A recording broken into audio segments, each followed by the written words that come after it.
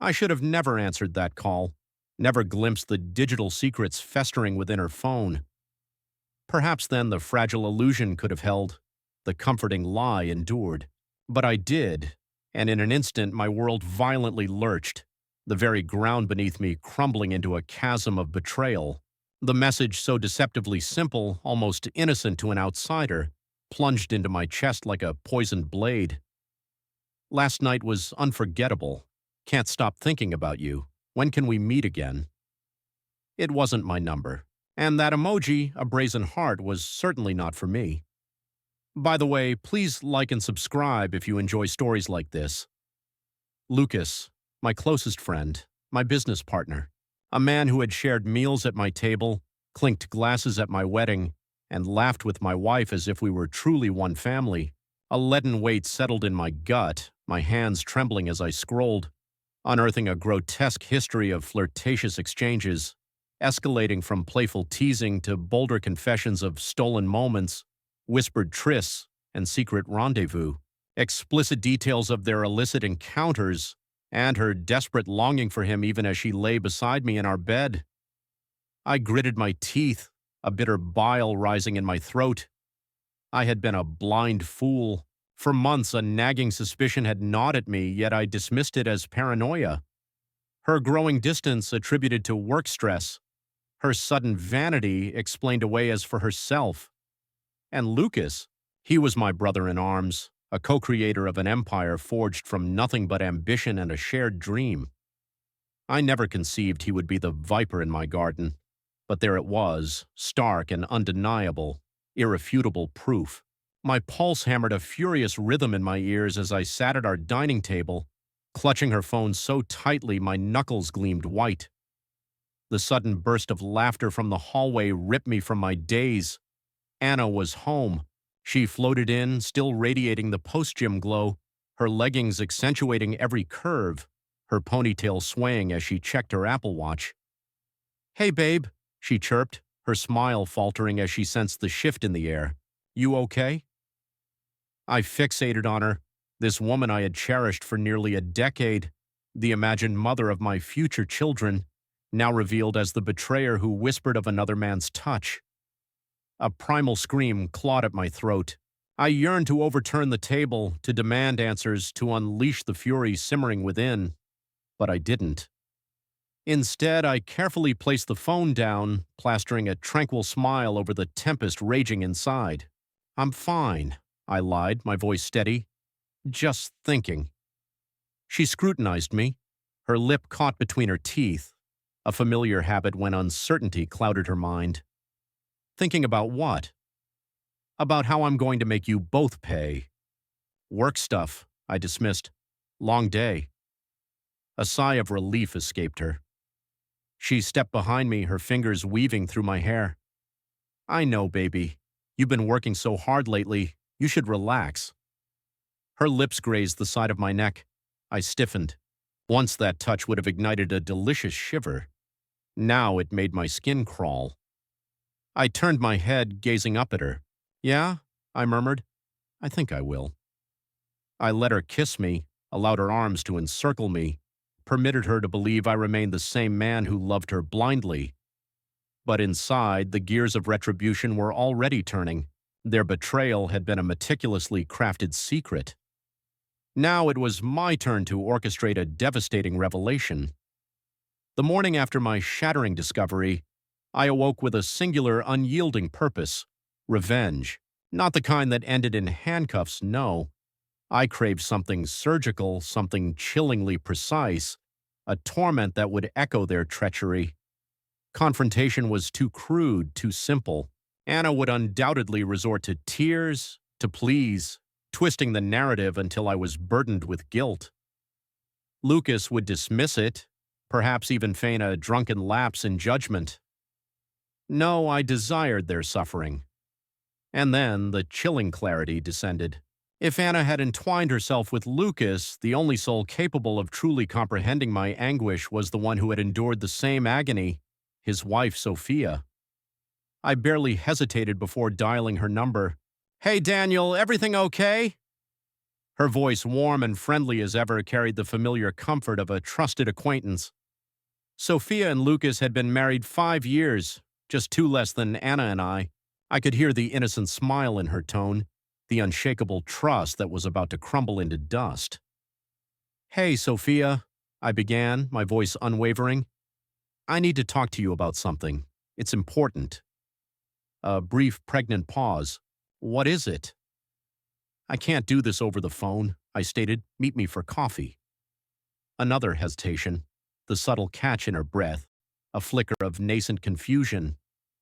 "Daniel, you're scaring me. What's going on?" I exhaled, gripping my phone tighter. "Here we go." "It's about Lucas," I confessed, "and Anna." Silence. Then a barely audible whisper, "When and where?" We met an hour later at a secluded cafe near her home. Sophia, effortlessly elegant, her long brown hair pulled into a simple ponytail, her high cheekbones drawn taut with worry. Beneath her deep green eyes, I glimpsed a profound exhaustion, as if she already knew the shattering truth that awaited her. "Tell me," she urged, dispensing with pleasantries. I slid my phone across the table. She paused, then picked it up. As her eyes scanned the damning messages, the color drained from her face. Her fingers trembled as she scrolled through the same texts I had devoured the night before, now reflected in her horrified gaze. The playful flirting, the secret hotel liaisons, the explicit confessions of Lucas's insatiable desire for my wife. Sophia's breath hitched. "No," she whispered. "He wouldn't." "But he did," I confirmed, my voice devoid of emotion. I watched her struggle against the tidal wave of denial, her mind desperately scrambling for any explanation that defied the obvious. I let her sit with it, allowed the poison to seep in, for I knew intimately the torment of that moment. The soul-crushing realization that the person you loved, the one you trusted above all others, had made you a fool. When she finally looked up, her face was a mask of unreadable anguish. "How long?" she asked, her voice hollow. "Months," I replied.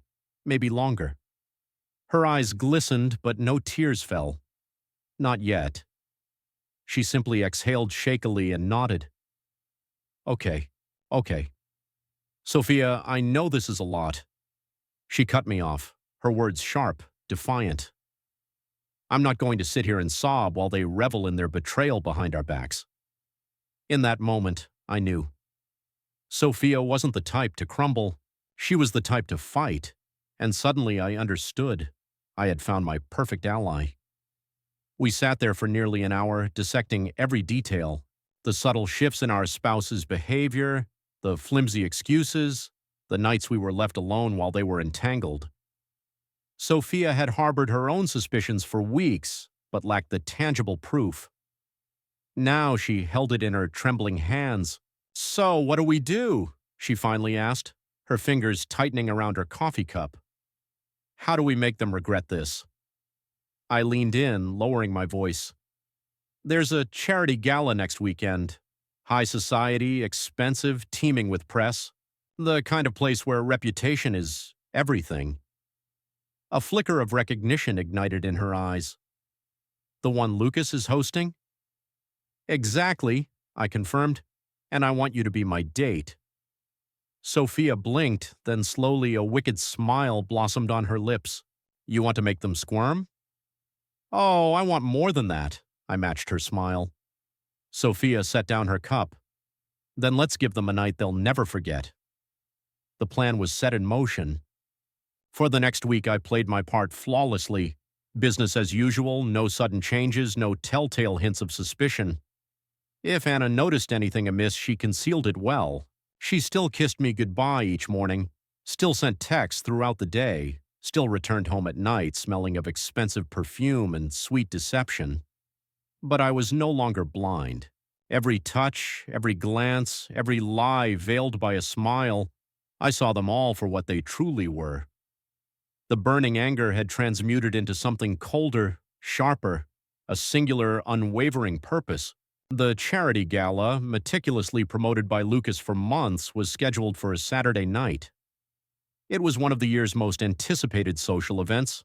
a glittering convergence of the city's elite, CEOs, politicians, influencers, a night for Lucas and Anna to bask in their fabricated wealth and power, all while feigning concern for some noble cause. It was also the perfect stage for their spectacular downfall.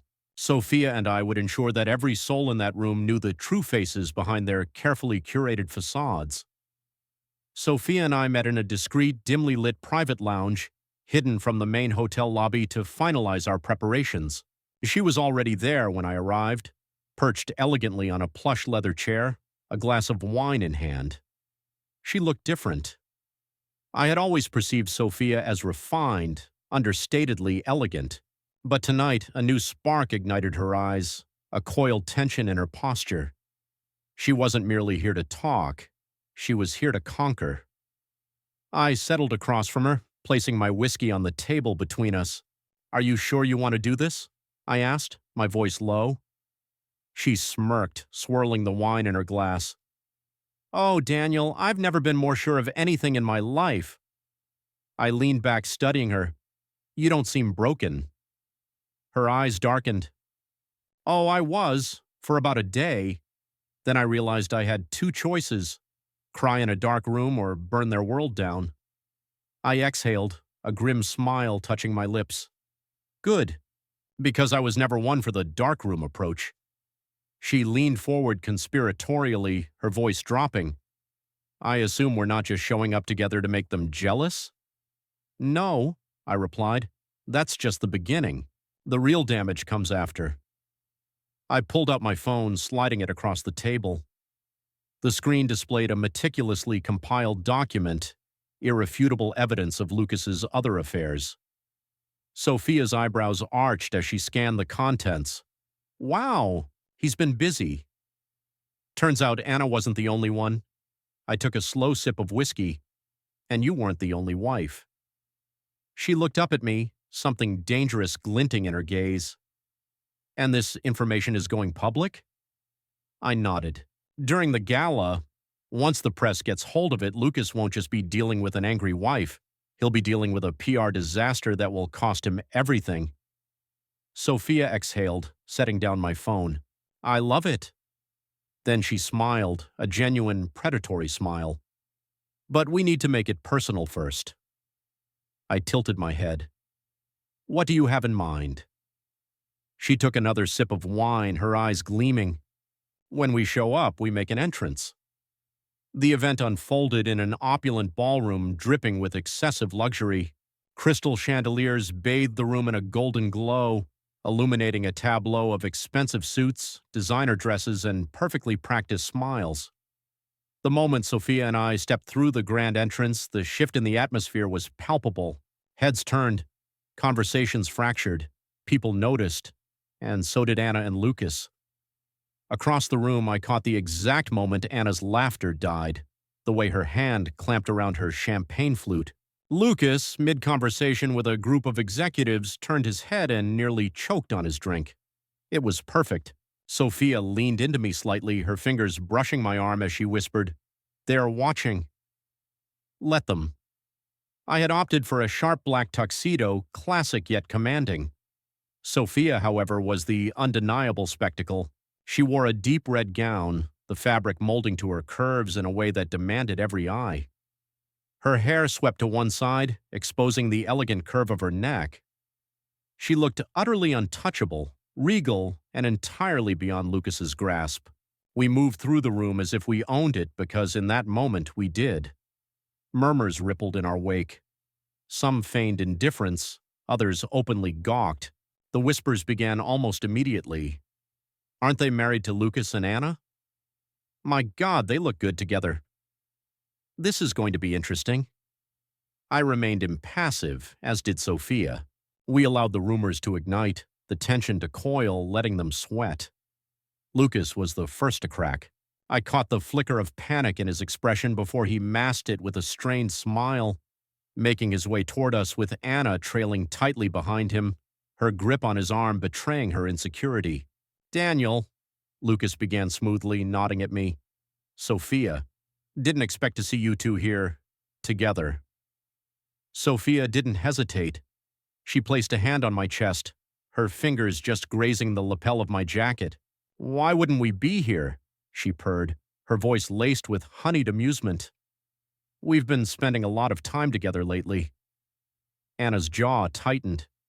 Lucas shot me a look, a desperate blend of questioning and pleading. He knew something was terribly wrong. He just hadn't grasped the full extent of the impending catastrophe. I clapped a hand on his shoulder, forcing a wide grin. "Relax, man. You look like you've seen a ghost." His laugh was forced, a desperate croak. "Not at all. Just surprised, I guess." Anna finally spoke, her voice thin. "Daniel, can I talk to you alone?" "Oh, sweetheart, not yet." I maintained my smile. "Sorry, Anna. I promised Sophia I'd be by her side all night." The color drained from her face, and just like that, the game had begun. There's an undeniable electricity in a well-orchestrated ambush, like the charged atmosphere before a storm breaks. The charity gala was in full dazzling swing, the opulent ballroom filled with laughter and the clinking of glasses. The city's elite, arrayed in their finest, presented carefully curated masks of wealth and status. But the real performance, the true spectacle, was only just beginning. Sophia and I had already delivered our opening act. Our grand entrance had spun heads, ignited whispers, and set ablaze the undercurrents of gossip that thrived in these circles. The meticulously constructed illusion of our cheating spouses' perfect lives was about to shatter, and they knew it. Lucas had regained some semblance of composure, but I could still discern the tension in his squared shoulders, his tightly clenched jaw, the desperate grip on his whiskey glass. Anna, on the other hand, reverted to her familiar performance.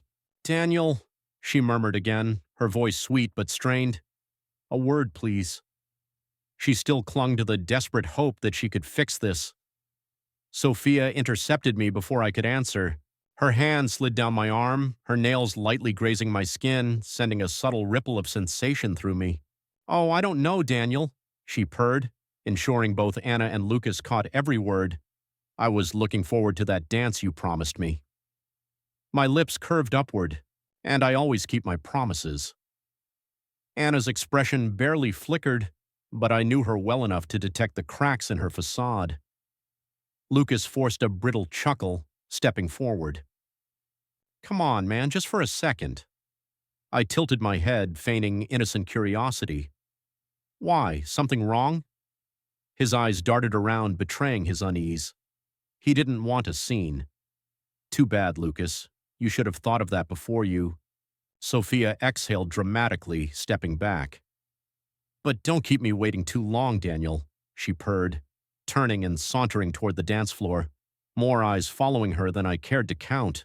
Lucas seized my arm the instant she was gone, pulling me toward a secluded corner of the ballroom. Anna trailed behind, her heels clicking frantically against the polished marble. As soon as we were out of earshot, Lucas whirled on me.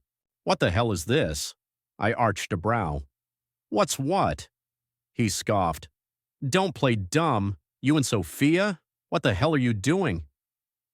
Anna finally spoke, her voice softer, laced with something akin to pleading. "Daniel, I held up a hand, stopping her cold. "Don't," I stated flatly.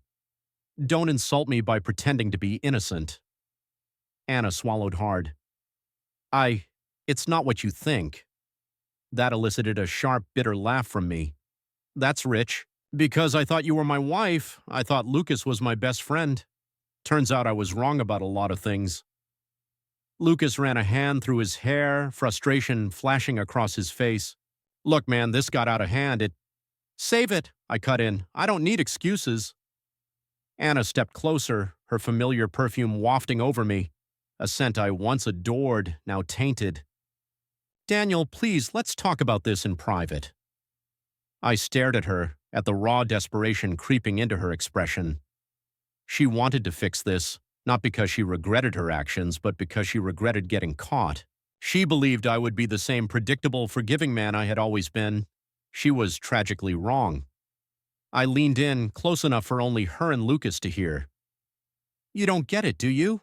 I whispered. You two thought you could do whatever you wanted, keep me in the dark, and everything would simply remain the same. Anna's lip trembled. Lucas shifted uncomfortably. I smiled, but it was a cold, chilling smile. But now, I continued, I'm the one pulling the strings.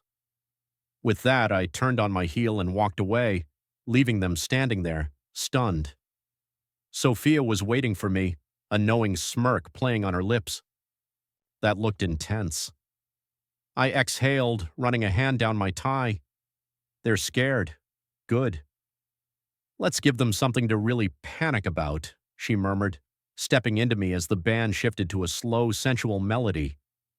Her body pressed against mine as we moved together, her warmth bleeding into me through the fabric of our clothes. I wasn't sure if it was the thrill of revenge or something else, but a palpable tension crackled between us, something neither of us acknowledged, yet both felt. As we danced, I could feel their eyes on us, whispers growing, murmurs of speculation swirling around the room. And then there they were. Anna and Lucas had rejoined the party, their carefully constructed smiles back in place, but their eyes, hot with resentment, never left us. Lucas looks like he wants to punch me, I murmured, my hand pressing against the small of Sophia's back. Sophia smirked. Good. We moved in perfect synchronicity, every step deliberate, every lingering touch calculated to drive the knife deeper into our spouses' guilt-ridden hearts. At one point, Sophia leaned in, her lips brushing against my ear as she whispered, "Time for the final blow." I turned my head slightly, just enough to see the barely contained fury in Lucas's eyes. Do it. And then, in full view of everyone, Sophia's lips met mine, a kiss that was slow, deep, and unmistakably intimate. A kiss that sent the entire ballroom into a frenzied gasp. A kiss that shattered whatever fragile control Anna and Lucas believed they still possessed. Anna gasped audibly, her hand flying to her mouth. Lucas took a desperate step forward, his fists clenched as if he was about to charge across the floor. The whispers exploded into full-blown murmurs. Did you see that? Holy, are they having an affair? What the hell is going on? Sophia pulled back first, her lips curving in satisfaction. Well, she murmured, her voice just for me. That should do it. I glanced back at Lucas and Anna, whose entire world had just crumbled around them. Checkmate. The silence that followed our kiss was deafening. For a fleeting moment, the entire ballroom seemed to hold its breath. Champagne flutes were frozen halfway to lips, conversations ceased mid-sentence. Every pair of eyes in the room was fixed on us, on me, on Sophia, and on the stunned figures of Lucas and Anna. Sophia was the first to move, her fingers still lightly curled around my lapel. She let out a soft, satisfied hum, tilting her head as she traced a slow, deliberate circle on my chest with her manicured nail. That was unexpected, she murmured, just loud enough for the nearest guest to hear. My lips twitched, playing along. Was it? The burning fury in Lucas's eyes told me that it wasn't just the guests who were listening. Anna looked as though she had been physically struck, her eyes wide, lips slightly parted in shock, her face pale save for the burning flush creeping up her neck. And Lucas, he was barely holding himself together. I saw the desperate clenching of his fists, the way his jaw ticked as he glared at me, as if he yearned to lunge across the room and put a fist through my face. But he wouldn't. Not here. Not now. He was too careful, too calculating. But I had just shattered his carefully built world. Sophia turned in my arms, pressing her back against my chest, one hand resting over mine as we faced the stunned crowd. She knew exactly what she was doing, ensuring everyone saw us together, confirming their suspicions. I leaned in just enough to make it look intimate, but my voice was pure steel. They're watching, she smirked. Good. The murmurs began slowly, then swelled, spreading like wildfire through the ballroom. Weren't they married to Lucas and Anna? Oh my God, do you think they've been cheating too? This is scandalous. Just look at Anna's face. The whispers fed on themselves, growing in size and weight until I knew there was no turning back. The game had officially begun. Lucas couldn't take it anymore. He stormed toward us, his steps quick and aggressive, shoving past a few stunned guests who barely got out of his way in time. Anna was right behind him, her heels clicking frantically against the polished marble. "Daniel!" Lucas barked, his voice sharp enough to cut through the electrified air. I turned, slow and measured, my arm still wrapped loosely around Sophia's waist. "Lucas," I greeted coyly, as if we were merely two friends catching up at a party. His nostrils flared. "What the hell do you think you're doing?" I raised a brow. "Enjoying the party, isn't that what we're all here for?" His fists twitched. He was barely containing himself. "You don't get to act like this," Anna hissed, stepping up beside him, her voice trembling, her breathing uneven. She looked from me to Sophia, her face a storm of emotions: jealousy, anger, fear. You can't just show up here together like you two did?" Sophia cut in smoothly and Anna's mouth snapped shut. Lucas took a step forward, his voice dropping lower, laced with menace. "You're playing a dangerous game, Daniel." I smiled. "So were you." His eyes darkened. I saw it then, the moment he realized he wasn't in control anymore, the moment he knew that whatever power he once held over me was gone. "You don't know what you're doing," Anna tried again, reaching out as if to touch me, to soften me as she had done so many times before. I took a step back. "I know exactly what I'm doing," I said, my voice quiet, controlled, which is more than I can say for you two. Lucas exhaled sharply, trying to regain his composure, trying to find a way to flip this back in his favor. But I'd spent years in business negotiations with him. I knew how he operated. He needed control, needed to feel like he was winning. So I took it away from him. I leaned in slightly, my voice dropping just for him. "You thought you could take what's mine and walk away, skate free." Lucas stiffened. "Newsflash," I continued, my lips curving into a slow, deliberate smirk. "You were never as smart as you thought you were." His eyes flickered with something raw. Panic, maybe. Good.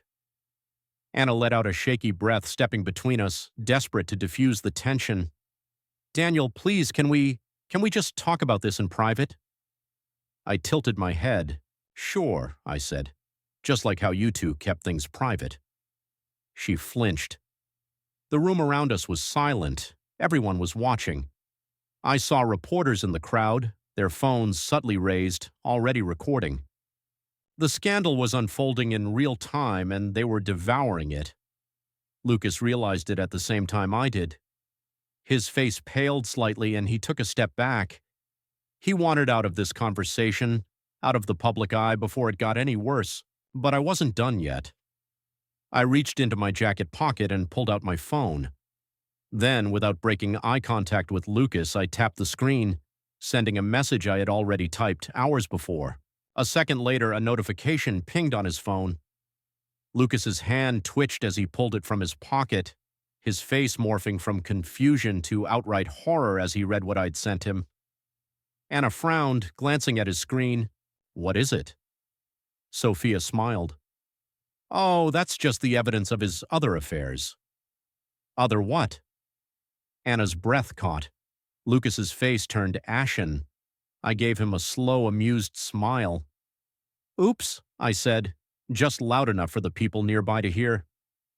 A few audible gasps rippled through the room. Anna snatched his phone from his hands, her fingers scrolling furiously, her lips parted as she devoured the proof. The other women, the messages, the receipts, her betrayal had just been met with an even bigger one. And in that searing moment, I witnessed the exact second her heartbreak transmute into pure, unadulterated rage.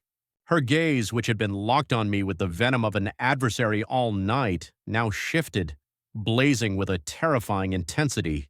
It was fixed on Lucas. "How dare you?" She barely breathed, a whisper of a question that held the weight of a scream. Lucas stammered, a pathetic attempt at a rebuttal, but Anna was already a force of nature unleashed. She shoved his chest, her voice escalating, shattering the suffocating whispers around us into a cacophony of chaos. Lucas, it seemed, was not the sole soul to be exposed tonight, and I was poised to savor every agonizing second. The tension, once merely thick, now choked the very air from my lungs.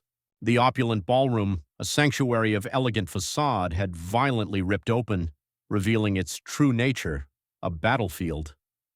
And I had merely struck the match that ignited this inferno. Anna stood transfixed, her eyes scanning Lucas's phone, scrolling through the damning mosaic of his countless betrayals. The exquisite irony was a vintage wine on my tongue. The very heartbreak she had so casually inflicted upon me was now reflected back, a brutal, undeniable mirror. "You son of a—" She choked, her voice a tremor. Lucas lunged, a desperate grasp for her wrist. "Anna, listen, it's not what—" Smack! The reverberation of the slap ripped through the ballroom like a gunshot, silencing every gasped breath, every hushed conversation. The music, a forgotten echo in the background, sputtered and died. Lucas staggered backward, his cheek a crimson inferno, utterly stunned. He looked as if the very notion of Anna, the woman he had so carelessly strung along while shamelessly cavorting with countless others, daring to retaliate, was an alien concept. I had to bite the inside of my cheek until it bled to stifle the triumphant roar of laughter that threatened to erupt. "You cheated on me!" Anna's voice was no longer a whisper. It was a rising crescendo, raw with humiliation, gaining a horrifying momentum. "You hypocrite! How many?" Lucas raked a hand down his face, a desperate attempt at composure, then straightened his suit jacket with a defiant snap. His eyes, now burning with pure, unadulterated venom, locked onto mine. "You set this up!" he accused, his voice thick with fury. "You planned this!" I smiled, a slow, predatory curve of my lips. "Of course I did." Then her gaze, still clutching Lucas's phone as if it were a live grenade, swiveled to me. "You knew about this?" she demanded, her voice laced with incredulity. I shrugged, utterly unconcerned. "Only recently. But the difference between you and me, Anna, is that I didn't ignore it." Her face twisted, a horrifying tableau of fury battling with guilt. She loathed it. Loathed no longer being in control, loathed being stripped of her perceived moral high ground. She spun back to Lucas, her voice a whip. "How long?" Lucas hesitated, his eyes darting around as if searching for a phantom escape route. "Anna, please, not here, not in front of—" "How long?" she shrieked, the raw anguish echoing through the sudden silence. The onlookers devoured every morsel of the spectacle. Some feigned shock, others brazenly filmed with their phones, while reporters furiously scribbled in their notepads. This wasn't merely a scandal, it was history in the making. Lucas clenched his jaw, defeat etched into every line of his face. "A few months," he admitted, his entire body trembling with the confession. "Months?" A humorless, shaking laugh escaped her lips. "And how many women?" Lucas hesitated again, and that was all the answer she needed. "You're a joke," she spat, the words dripping with contempt. "I threw away my marriage for you." Beside me, Sophia smirked, gracefully sipping her champagne as if observing her favorite drama unfold. "This is so much better than I expected," she murmured, a conspiratorial whisper just for me. Lucas took another tentative step toward Anna, his voice low, urgent. "Baby, please, let's not do this here." Anna let out another dry, humorless laugh, a sound that twisted the knife deeper. "Oh, now you care about appearances? Now that your reputation is in tatters?" She swept a dismissive hand across the watching crowd. "Guess what, Lucas? Everyone already knows." More whispers, more scandalized murmurs, a rising tide of judgment. Lucas was cornered, and he knew it. He straightened his shoulders, a pathetic attempt to salvage the last vestiges of his shattered dignity. His gaze flicked to me, raw with accusation. "Fine," he snarled. "You got what you wanted, Daniel. You humiliated us. But what now? You think this makes you a winner?" I tilted my head, a slow, deliberate movement. I think it makes you a loser. Lucas's nostrils flared, a furious bull about to charge. You're pathetic. You think walking in here with Sophia, making a scene, is going to fix what happened? I took a step forward, my voice deadly calm, each word a precise cut. No, Lucas, I don't think it fixes anything, but I do think it evens the playing field. Lucas's entire body tensed, an almost primal urge to strike. But he wouldn't. He couldn't. He had already lost Anna. Anna, on the other hand, looked on the verge of collapsing. It was over. Crash. A glass shattered somewhere near the bar, the sound a jarring testament to the suffocating tension. Lucas exhaled sharply, then spun on his heel, his departure abrupt and final. We're leaving. Anna didn't follow. She simply stood there, still clutching his phone, her eyes glazed, utterly lost. The world she had meticulously constructed around her had just been ripped apart, and now she had nothing left to hold on to. It almost made me feel sorry for her. Almost. Sophia shifted beside me, a cheerful note in her voice. Well, she declared, that was fun. I let out a slow breath, finally allowing the tension to drain from my body. Yeah, I admitted, a genuine smile curving my lips. It really was. The ballroom still hummed with the electric energy of hushed murmurs, people desperately trying to process the seismic event that had just unfolded. This was the kind of scandal that would ripple through the city for weeks, if not months. And Lucas? He wasn't merely socially ruined. His business, his partnerships, his meticulously cultivated reputation had just taken a nuclear hit. As for Anna, well, she had no one to blame but herself. I turned to Sophia. Drink? She grinned, a dazzling flash of white. Absolutely. And with that, we walked to the bar, leaving the smoldering wreckage of our past to burn behind us. The fallout began even before we had truly left the gala. As Sophia and I savored our drinks at the bar, the room remained thick with hushed whispers, stolen glances, and the ominous glow of phone screens as the news of Lucas's spectacular downfall spread like wildfire.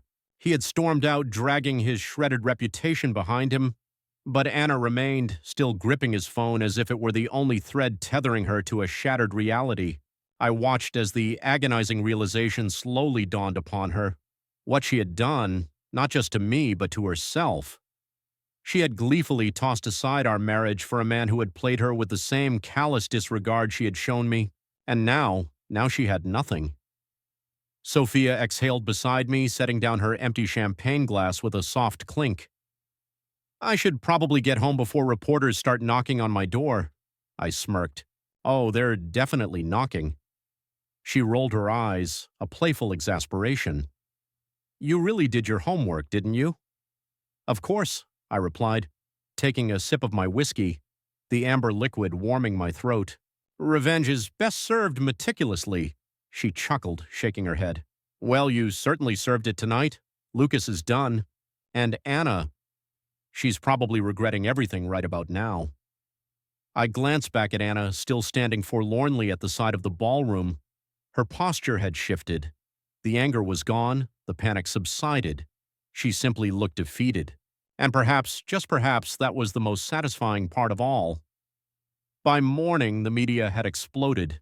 Sophia sent me the first article around 6 a.m. Billionaire Lucas Carter caught in high society scandal, multiple affairs, public fallout at gala. I read it over coffee, a slow smirk spreading across my face at the sheer, unadulterated brutality of it all. Lucas had undoubtedly tried to do damage control overnight, but it was a futile effort. Every major outlet had already picked up the story, and investors, as I well knew, despise bad press. By noon, his company had hemorrhaged millions in stock value. By the afternoon, two of his biggest partners had publicly distanced themselves, severing all ties.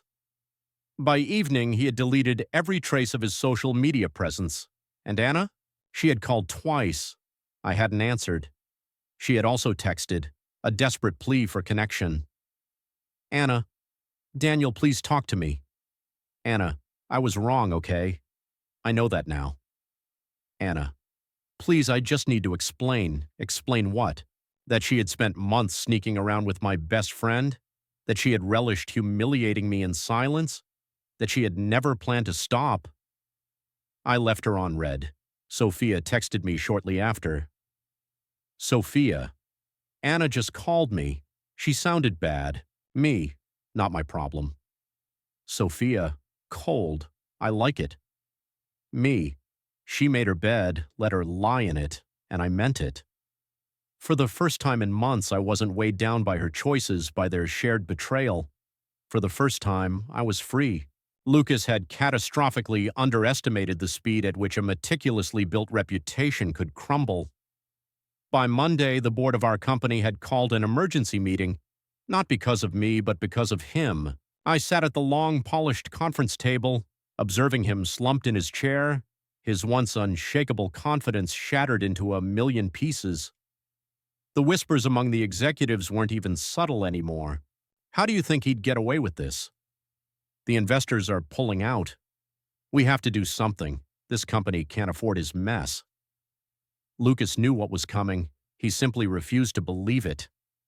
But when the chairman, an older man with piercing blue eyes, cleared his throat and uttered the words, "We're requesting your resignation, Lucas," that was it.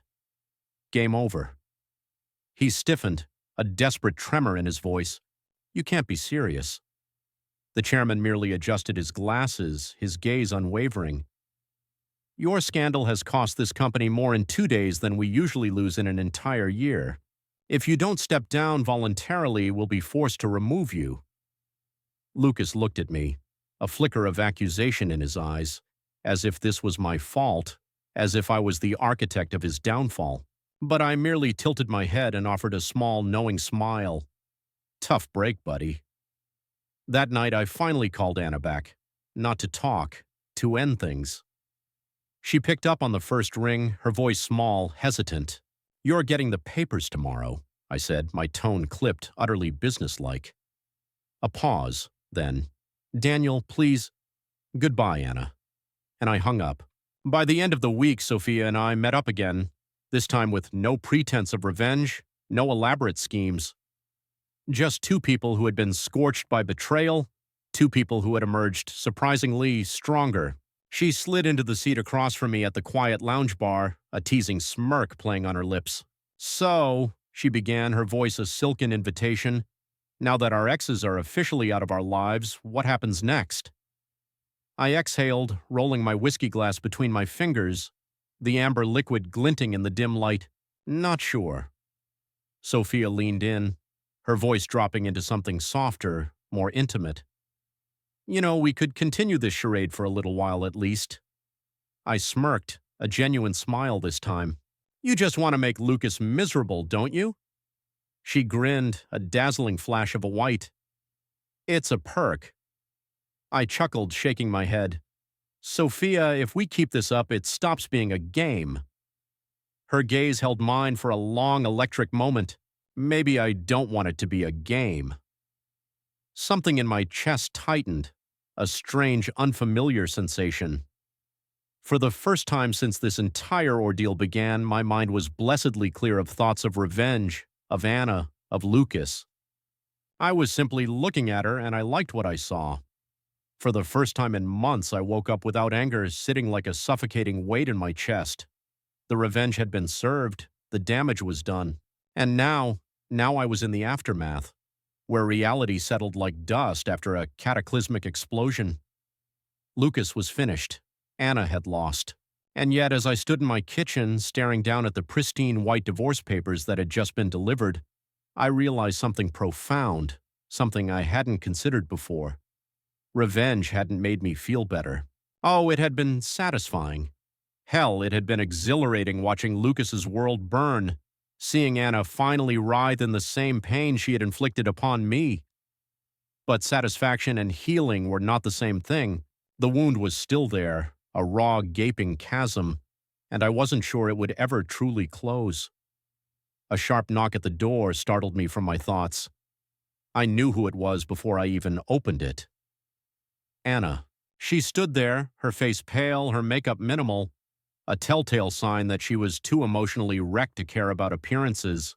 Her usually pristine blonde hair was pulled into a messy ponytail, and for the first time in years she looked small, vulnerable.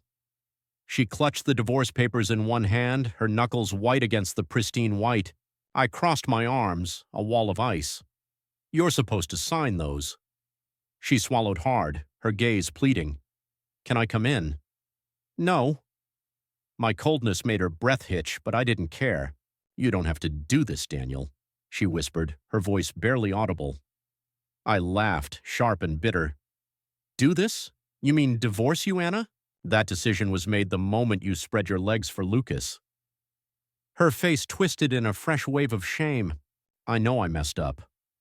"That," I retorted, each word a deliberate stab, "is one hell of an understatement." Tears welled in her eyes, shimmering, but they didn't move me. Not anymore. "Daniel, please." She sucked in a shaky breath. "I was stupid. I was selfish. Yeah," I interrupted, cutting her off. "You were." I tilted my head, my voice devoid of emotion. "And now you're here because Lucas wasn't who you thought he was? Because he betrayed you?" She flinched. "That's not why I'm here." "Then why are you here?" I asked, my voice flat, empty. "Because I don't need an apology, Anna. It doesn't fix anything. It doesn't change the fact that you lied to me for months, that you chose them over me." Tears finally spilled down her cheeks, a torrent of belated regret. "I miss you." I stared at her for a long silent moment, then exhaled, a slow, deliberate release of the last remnants of our shared history. "I don't miss you." Her lips parted, fresh pain flickering across her face, and for the first time I felt nothing for her. No nostalgia, no attachment, just a profound, unsettling emptiness. I reached for the papers she was still clutching. "Sign them," I commanded, my voice flat, unyielding, "and don't come back." She let out a shaky breath, then slowly, agonizingly, nodded. And with that, I shut the door, leaving her frozen on the threshold. By Wednesday, Lucas's company had officially announced his resignation. The news cascaded across business networks, articles dissecting how a single scandal had irrevocably dismantled one of the city's most influential figures. Investors were pulling out faster than he could control, and the last I heard, his attorneys were scrambling to protect what little assets he had left. And me? I was fine. I had lost a wife and a business partner, but I hadn't lost myself. I had survived. Lucas hadn't. And Anna? She was stuck in the wreckage she had helped create. That Friday, I met Sophia again, not for revenge, not to scheme, just because I wanted to. We ended up at her place, sitting on her sleek leather couch, glasses of wine in hand. The city skyline stretched beyond her floor-to-ceiling windows, a glittering tapestry of lights against the deepening twilight. She studied me over the rim of her glass, a knowing glint in her eyes. "You look lighter." I exhaled, leaning back against the plush cushions. "I feel lighter." "Good," she smirked, a playful accusation in her voice. "Because I was starting to worry you were going to turn into some brooding, tortured soul." I chuckled. "I think I did for a while."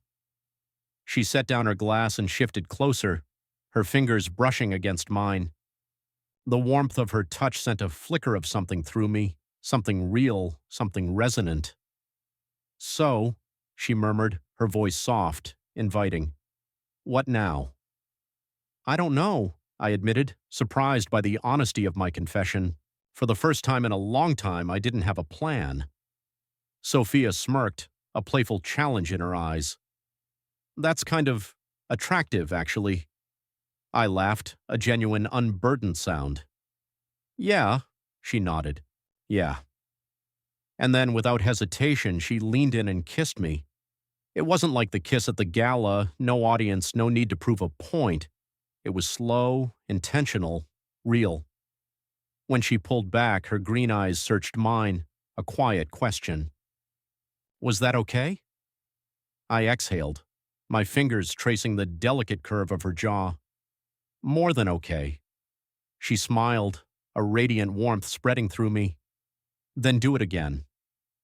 So I did, and for the first time in months, I wasn't thinking about Anna or Lucas or revenge, just her. And this time, it wasn't about getting even. It was about starting over. Sophia's lips were still warm against mine when I pulled back, her breath mingling with mine in the quiet of her apartment. For a moment, we just looked at each other. No words, no schemes, no bitterness lingering in the air. Just two people standing at the precipice of something unknown. Her green eyes searched mine, almost hesitant. "That felt different," she whispered, her voice barely audible. I swallowed, my fingers still resting lightly on her waist, because it was. She let out a small, nervous laugh, as if trying to shake off the weight of the moment. "So what does that mean for us?" And there it was, the question I hadn't been ready to answer, because for the first time I didn't have an answer. For months, my entire existence had revolved around revenge, around them, Anna, Lucas, their betrayal, my retaliation. Every single move I had made had been meticulously calculated, leading to a perfectly executed downfall. But now, standing in Sophia's dimly lit apartment, feeling the warmth of her body so close to mine, I realized something terrifying. I had no idea what came next. The next morning, I woke up in my own bed, staring at the ceiling. Sophia and I hadn't slept together after that kiss, after several kisses, if I was being honest. She had pulled back, studying me with that sharp, knowing look of hers. "You need time," she had said simply. "So do I." And she was right. We had both just been dragged through hell. We had both been blindsided by the very people we loved, and just because we had found comfort in each other didn't mean we were magically healed. So I had kissed her goodnight, walked out of her apartment, and spent the rest of the night thinking. Now, as I sat on the edge of my bed, my phone buzzed on the nightstand. I already knew who it was before I picked it up. Anna. Her name flashed on the screen, and for the first time I felt nothing. Not anger, not sadness. Just a profound, unsettling emptiness. She had called 3 times yesterday. Each time I had ignored her. But something told me she wasn't going to stop. I sighed, running a hand down my face before finally answering. "What?" A sharp inhale on the other end. She hadn't expected me to actually pick up. "Daniel," she breathed, her voice cautious, unsure. "Thank you for answering." I said nothing, just let the silence stretch until she got the message. She swallowed audibly. I want to talk. Really talk." "About what?" My voice was flat, devoid of the emotion she was clearly hoping for. She hesitated. "About us." "There is no us." A pause. Then barely a whisper. "Can't there be?" I clenched my jaw. "Don't do that, Anna." "Do what?" "Try to manipulate me. Try to pretend like you suddenly regret everything because Lucas turned out to be a piece of—" She let out a shaky breath. "That's not it." My grip on the phone tightened. "You had months to choose me, Anna. Months. And you didn't." "But I was stupid," she cried, desperation lacing her voice. "I made a mistake." I laughed, a bitter, cold sound that echoed the emptiness in my chest. "A mistake is forgetting an anniversary. A mistake is saying something hurtful in an argument." I leaned forward, my voice low, deadly serious. "You didn't make a mistake, Anna. You made a choice, over and over again." Silence, and then, finally, barely audible, "You're right." I blinked. I hadn't expected that. "I did choose him," she admitted, her voice small, broken. I thought he was better. I thought he was exciting. I thought I was missing something in our marriage, and I chased it. And I was wrong." I let out a slow exhale, my fingers tapping against my knee. "Why are you telling me this?" "Because I don't want to lose you," she said, her voice breaking, the sound of her own defeat. "Because I still love you, Daniel, and I want to know if there's any part of you that still loves me." My heart should have clenched at her words. Once upon a time it would have. But now I just felt tired. "Anna," I said, my voice steady, unwavering, "I don't love you anymore." Her breath hitched. "Daniel, you want to know if there was anything left?" I continued, my grip on the phone tightening. "There's not." A long, agonizing silence, then a choked sob. And for the first time, I realized something profoundly important. I had won. Not just the revenge, not just the public humiliation of Anna and Lucas. I had won myself back. Because I wasn't angry anymore. I wasn't bitter. I was just done. And that, more than anything, was freedom. I knocked once. Sophia opened the door almost immediately, her expression unreadable. "Daniel." I stepped inside, letting the door shut softly behind me. "I just got off the phone with Anna," I admitted. She raised an eyebrow, a silent invitation to continue. "And?" "And I told her I don't love her anymore." Something in her posture relaxed, a subtle easing of tension. "Good." I took a slow breath, running a hand through my hair. "I don't know where I'm going from here, Sophia. I don't know what comes next." She studied me for a long moment, then tilted her head, a thoughtful expression on her face. "What do you want to come next?" I swallowed, the words forming, unexpected but true. "I think I want to find out with you." Her lips parted slightly, something flickering in her green eyes, a mixture of surprise and a blossoming hope. "You sure about that?" I took a step closer, my fingers brushing against hers, a soft electric current passing between us. "Yeah, I am." She let out a small, amused breath, a hint of a smile playing on her lips. "Then I guess we'll figure it out together." And when she pulled me into a slow, deliberate kiss, I realized something else. This wasn't about revenge anymore. This wasn't about proving a point. This was about something real, something worth building, something that was finally mine. I had spent months consumed by anger, by betrayal, by the relentless need for revenge. But now I was free. For the first time in forever, I wasn't waking up thinking about Anna, about Lucas, about the lies and the heartbreak. I was thinking about me and about Sophia. The divorce was finalized 3 weeks later. Anna didn't fight it. Maybe she knew there was no point. Maybe she had finally realized there was no version of this story where she got me back. Either way, she signed, and just like that, we were over. Lucas, on the other hand, wasn't faring as well. His business had utterly collapsed, his once respected name now a punchline in the high society circles. The last I heard, he had fled the city entirely, desperate to escape the suffocating grip of the scandal. I had destroyed him, but the funny thing was, I didn't care anymore. Once I had imagined this moment would bring me ultimate satisfaction, the knowledge that Lucas had lost everything, that he had suffered, that he had paid the price. And while there was some satisfaction in knowing he was gone, it no longer defined me, because my life was no longer about him. It was mine again. One night, about a month after the gala, Sophia and I found ourselves on the rooftop of her apartment building, a bottle of wine between us, the city skyline stretching out before us, a glittering expanse of possibility. "Ever think about what would have happened if none of this went down?"